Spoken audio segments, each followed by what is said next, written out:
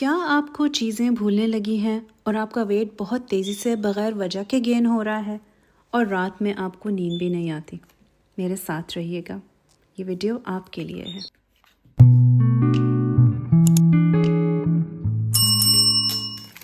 पिछले दिनों जब मैं अपने गार्डन को समर रेडी कर रही थी, I have some indoor plants जिनको मुझे सॉर्ट आउट करना था। मौसम चेंज हो रहा है तो इस हिसाब से मैंने सोचा क्यों ना कुछ प्लांटिंग कर ली जाए। कंपस में ले आई थी, बाहर की जो कुछ क्यारियाँ थी उन्हें भी मैंने सॉर्ट आउट कर लिया था।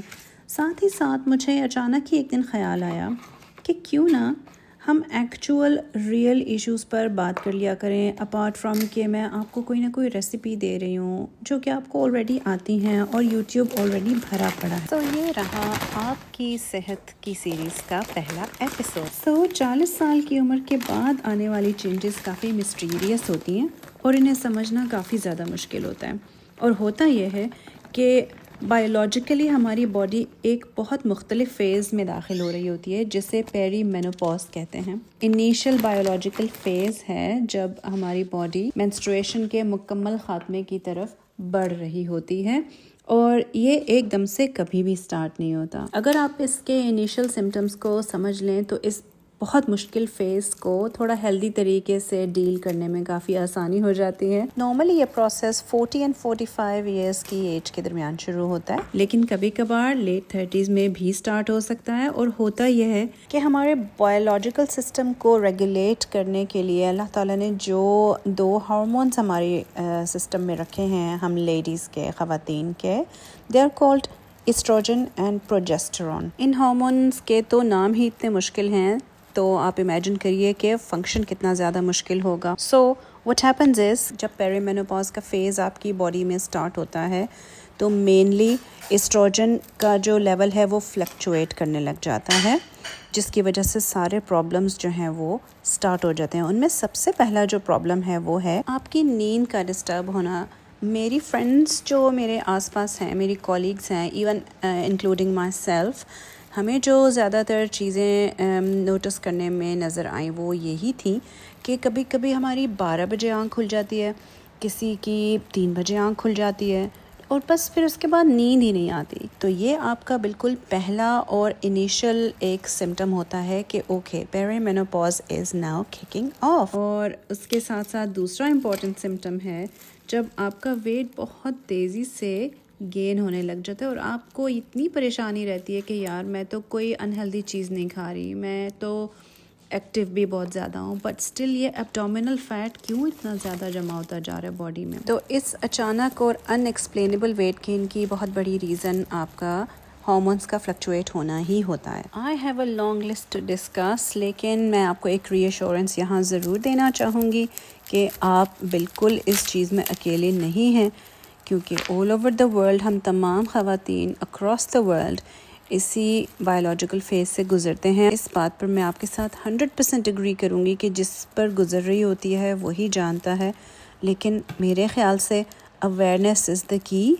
अगर आप वेल अवेयर होंगे तो अपनी सेहत का बहुत अच्छे से ख्याल कर सकेंगे। और एक बहुत ज़्यादा अहम सिम्टम जिसकी तरफ हमारा ध्यान बहुत कम जाता है वो है मसल्स की कमज़ोरी। आपके मसल बहुत जल्दी पुल हो जाते हैं। अब आपसे बहुत ज़्यादा आराम से अगर वेट पुल नहीं किया जाता या उठाया नहीं जाता, आप खाना पकाते हुए हैवी देगची नहीं उठा सकते या मैट्रेस की साइड चेंज नहीं कर सकते। सो ये भी एस्ट्रोजन फ्लक्चुएशन की वजह से ही होती है। इस एक हार्मोन के ठीक से काम करने के ऊपर कितनी सारी चीज़ें डिपेंड करती हैं ये हमें उस वक्त अंदाज़ा होता है जब हम इस इनिशियल पेरीमेनोपॉज के प्रोसेस से गुजर रहे होते हैं।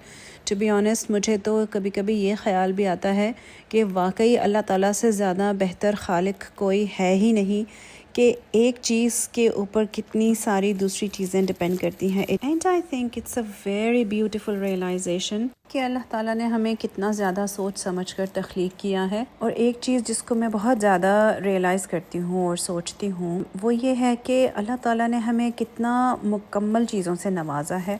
अगर हम उसकी केयर नहीं करते तो फिर तो हमारा फॉल्ट हुआ। तो यही सोच कर मैंने ये डिसाइड किया कि चलें, अगर मुझे रियलाइजेशन हुई है इस बात की तो क्यों ना इसको कोशिश करके फैला दिया जाए। अगर मेरे इस व्लॉग की वजह से आपको भी ये रियलाइजेशन होती है कि अपनी सेहत का ख्याल करना it's another way of saying thank you to Allah and being grateful to अल्लाह ताला, क्योंकि सेहत की नेमत से सिर्फ अल्लाह ताला ही आपको नवाज सकते हैं। और जो सेहत आपको अल्लाह ताला ने दी है आप उसकी करें केयर, आप उसे करें nurture. That's how you pay back to अल्लाह ताला and that is my point of view. Do you agree with that? मुझे कमेंट्स में ज़रूर बताइएगा। वीडियो फिल्म में आपको दिख रहा होगा कि मेरे दीवार के ऊपर रमज़ान करीम का बैनर लगा हुआ है। जी आप बिल्कुल ठीक समझे हैं, video is very old. Unfortunately मैं इसको पहले कंपाइल नहीं कर सकी। उसकी बहुत बड़ी वजह ये थी कि मेरी यूनिवर्सिटी चल रही थी और इसके साथ साथ जॉब थी, मौसम चेंज हो रहा था and there were a lot of things जिनको मुझे करना था कंप्लीट। तो जब कोर्स मेरा फ़िनिश हो रहा था तो ऐसा था कि असाइनमेंट्स थी और कुछ lesson planning and last teaching practices, so उनको फ़िनिश करते करते इतना ज़्यादा टाइम कंज्यूम हो जाता था कि मैं बिल्कुल भी अपनी वीडियोस को तवज्जो नहीं दे पाई। अब ऐसा हुआ अब इस वक्त पर आकर, जबकि ये रमज़ान ही है और चूँकि ये इंडोर प्लांट्स हैं मेरे, तो इनको इंडोर ही सॉर्ट आउट करके रखना था। And luckily after few weeks आपने देखा होगा कि ये कितने खूबसूरत और ग्रीन प्लांट्स हैं। माशाल्लाह माशाल्लाह बहुत अच्छे से सेटल हो गए थे ये प्लांट्स। और जो आपने गार्लिक मेरा देखा, गार्लिक मैं रिसेंटली प्लांट कर चुकी हूँ अपने गार्डन में। And this is the moment जब मैंने तमाम अपना जो गार्लिक था वो बाहर गार्डन में लगाया था। आपको ये नज़र आ रहा होगा स्क्रीन में कि कितनी अच्छी सी जड़ें निकल आई थी गार्लिक की। और इन जड़ों को अगर तोड़ दिया जाए तो पौधा दोबारा से अपनी जगह पकड़ते पकड़ते ज़मीन में बहुत ज़्यादा टाइम लगा देता है। तो ये जड़ें आपके पास होना बहुत ज़रूरी हैं। घर के बाहर का जो छोटा सा गार्डन है उसमें एक हायसिंथ का पौधा लगा हुआ था। वो साल में एक ही दफ़ा फूल देता है और उसका बल्ब मुझे बहुत ज़्यादा पसंद है। सो मैंने इस दफ़ा निकाल दिया उसको उसकी पुरानी जगह से और इसको गमले में प्रिजर्व कर लिया, बिकॉज़ मैं चाहती हूँ कि ये ग्रो करता रहे और ख़त्म ना हो। Daffodils are one of my favourite things और ये इंग्लैंड की बहुत बड़ी ख़ासियत है। गोल्डन डैफोडिल्स को जब मैं देखती हूँ तो मुझे वर्ड्सवर्थ की वो पोएम याद आ जाती है जो हमने बचपन में पढ़ी थी। उसका नाम था डैफोडिल्स।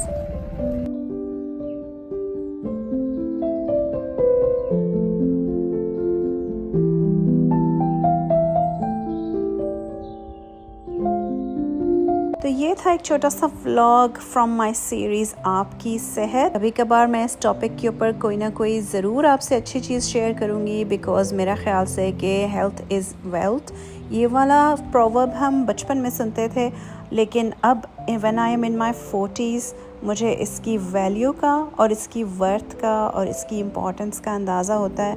वाकई तंदुरुस्ती हज़ार नेमत है। जितना ज़्यादा हम अपना ख्याल कर सकें अल्लाह ताला को पे बैक करने का वही सबसे अच्छा तरीका है, क्योंकि अल्लाह ताला ने हमें हर बेहतरीन चीज़ से नवाजा है। हमारी सेहत, हमारे तमाम ऑर्गन्स, आँखें, हाथ, कान, नाक, एवरी सिंगल थिंग। तो हमें ख्याल करना है अपनी सेहत का।